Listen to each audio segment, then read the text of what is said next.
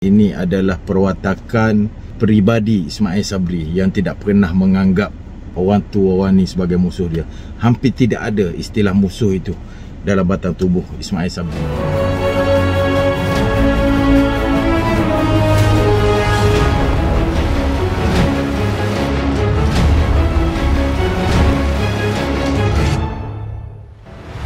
Assalamualaikum warahmatullahi taala wabarakatuh.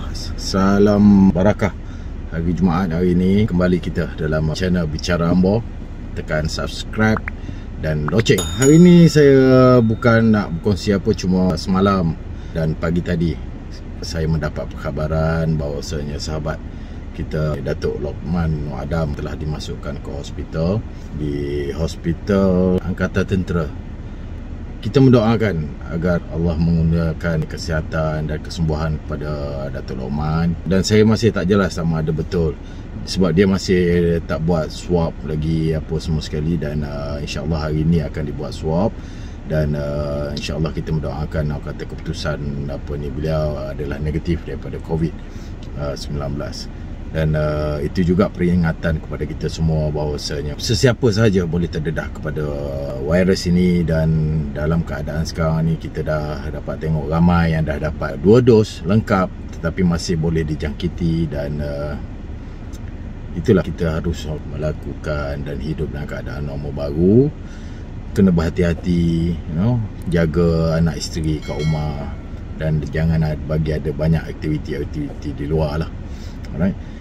Cuma saya nak berkongsi bila ramai melihat status Datuk Lokman pada pagi ni. Dan ramai juga yang WhatsApp saya, kerana dalam posting tersebut Lokman ada menyatakan bagaimana akhirnya dia dipujuk untuk masuk ke hospital. Sebab sebelum pada ni kita pun tahu Datuk Lokman ni orang yang susah nak pergi ke klinik, nak pergi ke hospital.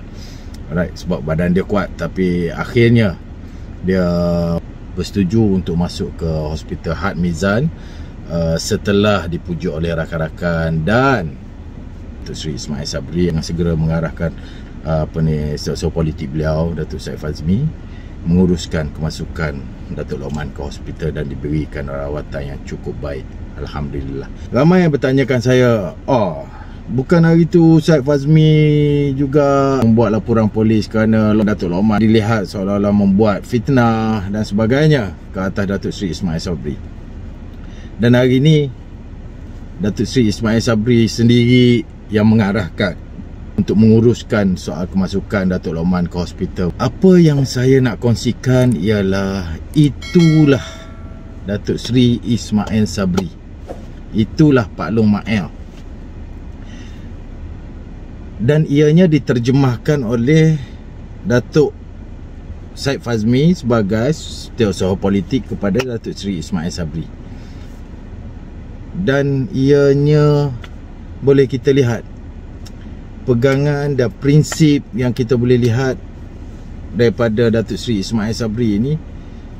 Saya boleh cakap seolah-olah hampir tidak ada istilah dendam, tak ada istilah musuh bagi beliau. Itulah kelebihan yang ada pada Datuk Seri Ismail Sabri. Dan ianya diterjemahkan oleh keseluruhan tim Datuk Seri Ismail Sabri itu sendiri. Tak ada istilah musuh, tak ada istilah berdendam, tak ada istilah orang kata benda-benda yang membolehkan orang kata suasana tu lebih teruk ataupun lebih merugikan. Alright, itulah batang tubuh Datuk Seri Ismail Sabri. Itulah watak Datuk Seri Ismail Sabri. Tidak ada istilah orang kata berdendam, dan soal musuh itu hampir tidak ada. Simpulannya yang mungkin saya boleh kongsikan ataupun pada rakan-rakan yang banyak bertanya, yang tag saya, yang mesej saya bertanyakan keadaan bagaimana berkaitan dengan kemasukan Datuk Lokman ke hospital. Beginilah, apa-apa yang kita buat perlu berpada-pada lah. Berpada-pada, alright. Memaki hamun, orang kata melontarkan perkataan-perkataan keji kepada pemimpin khususnya, ataupun kepada lawan kononnya kita menganggap ianya rival ataupun musuh kita dalam politik, perlu berpada-pada. Kerana apa? Yang pasti kita tidak pernah tahu apa yang akan berlaku ke hadapan. Kita tak tahu apabila kita susah, kita tak tahu siapa yang akan bantu kita. Ketika kita dah berhadapan dengan orang kata kesukaran, kita tak tahu siapa yang akan orang kata memimpin kita keluar daripada permasalahan kita.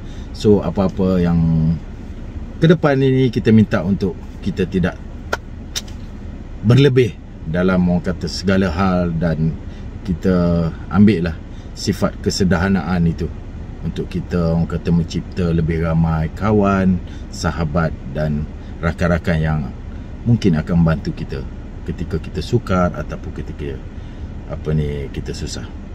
InsyaAllah kita jumpa lagi. Assalamualaikum.